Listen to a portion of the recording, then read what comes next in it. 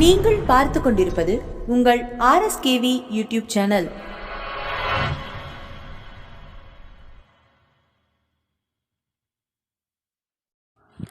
உங்கள் அனைவருக்கும் எங்கள் RSKV டிவி சேனலின் அன்பு வணக்கங்கள். இந்த புத்தகத்தின் பெயர் ஏடு. இந்த புத்தகத்தை எழுதியவர் திருமதி கா. அம்பிகா அவர்கள்.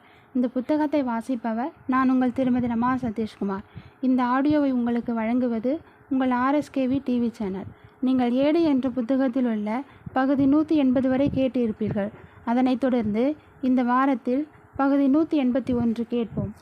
பகுதி 181, வாஸ்து பகவானுக்கும் எந்த நேரத்தில் பூஜை செய்வது நல்லது.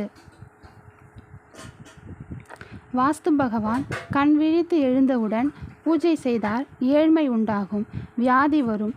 அவர் குளிக்கும்போது அவரை பூஜித்தால் வறுமையும் உடலில் ரோகமும் உண்டாகும். அவர் தேவ பூஜையை செய்யும்போது அவரை பூஜித்தால் வீட்டில் கலகமும் பிளவும் உண்டாகும். வாஸ்து பகவான் உணவு உண்ணும்போது அவரை பூஜிப்பதால் செல்வ செழிப்பும் உண்டாகும். அவர் உணவு உண்டு பின் தாம்பூலம் தரிக்கும்போது பூஜித்தால் மகாலட்சுமி அருள் கிட்டும், சகல ஐஸ்வர்யமும் உண்டாகும். இதுவே உகந்த நேரமாகும். வீடு கட்டும் முன்பு வாஸ்து பூஜை செய்துவிட்டு மற்ற வேலைகளை ஆரம்பிக்க வேண்டும். வடகிழக்கு ஈசான்ய பாகத்தில் 9 நவகிரகங்களுக்கும் 9 செங்கற்களும் 4 வேதங்களுக்கு 4 கற்கள் என 13 கற்கள் வைத்து முதலில் பூஜை செய்ய வேண்டும். பின்னர் நவகிரகங்களை ஆவாகனம் செய்து விட்டு 4, 3, 2 என செங்கலை கிழக்கு மேற்காக வைத்து கற்களுக்கு அபிஷேகம் செய்து மஞ்சள் குங்குமம் வைத்து நவகிரகங்களை வணங்க வேண்டும். இதில் 2 கலசம் வைத்து ஒன்றை ஸ்தல புண்ணியாவசனத்திற்கும் மற்றொன்றை வாஸ்து பகவானுக்கும் உபயோகப்படுத்தி ஊற வைத்த நவதானியங்களை தயாராக வைத்து கொள்ள வேண்டும். 5 அல்லது 7 சுமங்கலி பெண்களை செங்கல் எடுத்து கொடுக்க சொல்லி வடகிழக்கில் தோண்டிய பள்ளத்தில் அவற்றை வைத்து அதில் நவதானியங்களை சேர்க்க வேண்டும்.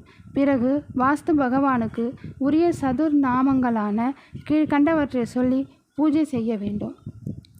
ஓம் வாஸ்து புருஷாய நம, ஓம் மகா காயாய நம, ஓம் ரக்தலோசனாய நம, ஓம் கிருஷ்ணாங்காய நம. வாஸ்து புருஷ மகா மந்திரம் பின்வருமாறு: ஓம் நமஸ்தே வாஸ்து புருஷாய சகல மிருத்யு பூத பிரேத அதிபாய சகலானந்த பூஷாய நம. இவ்வாறு சொல்லிக்கொண்டு அர்ச்சனை செய்து வழிபட வேண்டும். எனவே பகுதி 181 இத்துடன் நிறைவு பெற்றது. இனி அடுத்த வாரம்